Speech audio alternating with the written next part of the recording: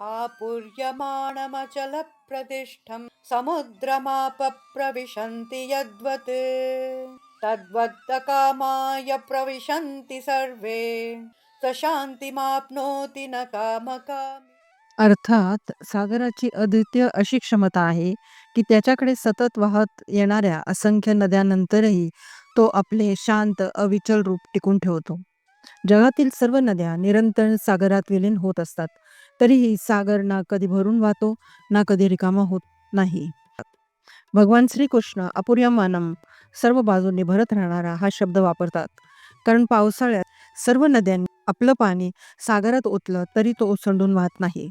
त्याचप्रमाणे आत्मज्ञान प्राप्त केलेला ज्ञानी पुरुष इंद्रिय विषयांचा शरीराच्या गरजेसाठी उपयोग करत असो किंवा त्यांच्यापासून वंचित असो, दोन्ही परिस्थितीत शांत, स्थिर आणि अविचल राहतो.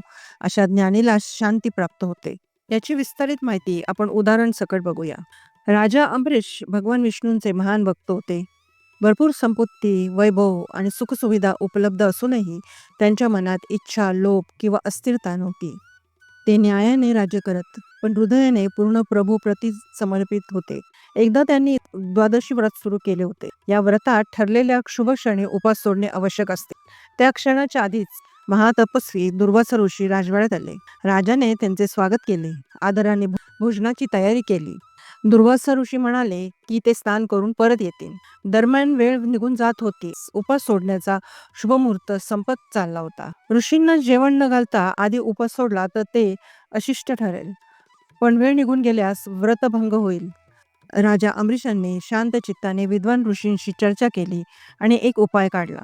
व्रतभंग न होता आणि अतिथीचा अपमानही न होता ते केवळ एक थेंब पाणी प्राशन करतील. हे उपास सोडण्याची पद्धत होती आणि अतिथीचा अनादरही नव्हता.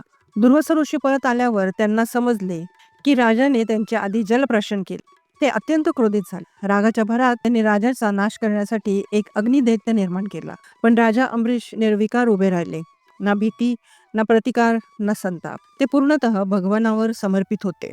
ही भक्ती पाहून भगवान विष्णूंनी त्वरित सुदर्शन चक्र पाठवले. चक्राने दैत्याचा नाश केला आणि दुर्वासांचा पाठलाग सुरू केला. दुर्वासा ऋषी भगवान ब्रह्मदेव, शंकर आणि शेवटी भगवान विष्णूंकडे गेले, पण कोणीही त्यांना मदत करू शकले नाही. भगवान विष्णू म्हणाले, मी माझ्या भक्तांचा प्रेमाने बांधलेला आहे. तुला राजा अंबरीशाकडे जाऊन क्षमा मागावी लागेल.